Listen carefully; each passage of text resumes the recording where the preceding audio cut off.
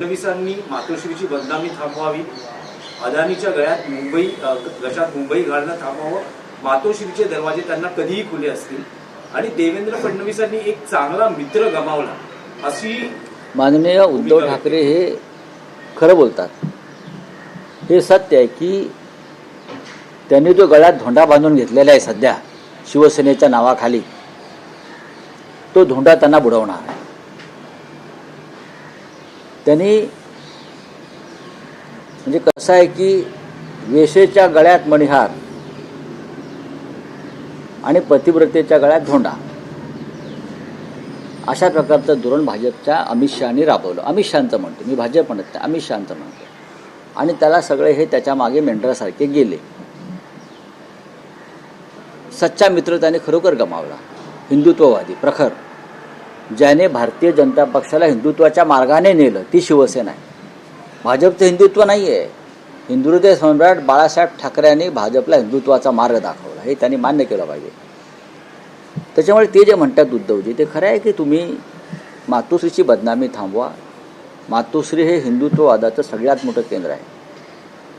तुम्ही अडाणीच्या घशात मुंबई घालण्याचं तुमचं कारस्थान थांबवा आणि जरूर मातोश्रीवरती आम्ही त्यांना मातोश्रीच्या गेटवर त्यांचं स्वागत करू आणि अगदी व्यवस्थित आतमध्ये सन्मानानं घेऊन येऊ।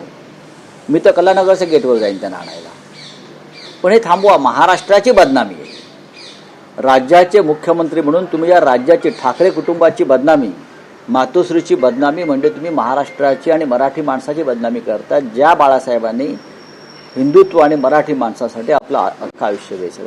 आणि त्यासाठी तुम्ही राजकारणासाठी देवेंद्रजी आमचे व्यक्तिगत असण्याचं कारण नाही।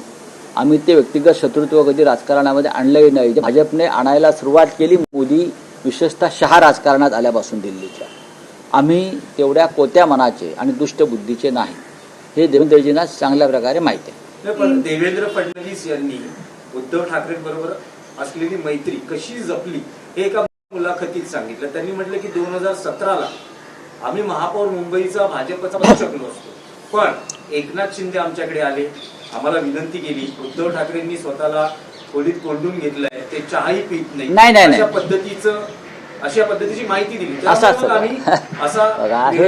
हे अतिरंजित आहे, हे अतिरंजित आहे। राजकारणामध्ये देवाणघेवाण होत असते ना, हे राजकारणामध्ये आणि आम्ही ते एकत्रच होतो, शिवसेना भाजपा युती, महापालिका आम्ही वेगळ्या लढलो असू कदाचित, पण आमचा जो संबंध होता भारतीय जनता पक्षाबरोबर, हे चांगलं नातं होतं त्यावेळेला। आणि हे ज्या अतिरंजित गोष्टी ज्या आहेत त्या त्यांनी थांबवायला पाहिजेत। कोण कशाला कोंडून घेत आहे, कोण कशाला चहा पित नाही, अमुक पित नाही, तमुक पित नाही, अशा गोष्टी कधी घडतात का त्या जीवनात? आज दुर्दैवानं भारतीय जनता पक्षाच्या आयुष्यात या गोष्टी घडत आहेत। कोणी एबी फॉर्म गिळत आहे, कोणी रस्त्यावरती येऊन छाती पिटत आहे, असं बोलू नये त्यांनी। इंजिनमध्ये बसून मुंबईच्या सगळ्या विरोधकांना मशालीने जाळून टाकू, राज ठाकरे यांचा हा विधान आहे। त्यांनी एका शाखेच्या भेटीदरम्यान फार उत्तम बोललेत, ते ठाकरेंसारखंच बोललेत।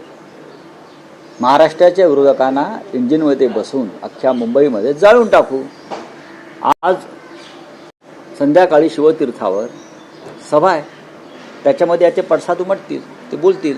रावसाहेब, शिवसेनेचा लालबाग परळमधला एक जुना जाणता चेहरा माजी आमदार दगडू सपकाळ हे शिंदे शिवसेनेत आता थोड्याच जुने जाणते निष्ठावान जे असतात ते पक्षांतर करत नाहीत। निष्ठावान जो असतो तो कधी पक्षांतर करत नाही, तो कुठल्याही लोभाला मोहाला बळी पडत नाही। कदाचित त्याला एखाद्या विषयाची त्याला संताप आला असेल, पण तो थांबतो। ज्याच्या मनात पहिल्यापासून स्वार्थचा अंकुर फुटलेला आहे, ते कधीतरी सगळेच, एकनाथ शिंदे हे निष्ठावानच होते ना, छगन भुजबळ निष्ठावानच होते, राणके निष्ठावान होते, आणि आता जे त्यांच्याबरोबर गेलं लटांबर आहे तेही स्वतःला निष्ठावानच म्हणत आहे। जपचे बूट चाटता अमित शहाचे, त्याला कसं का निष्ठावान म्हणणार नाही म्हणणार।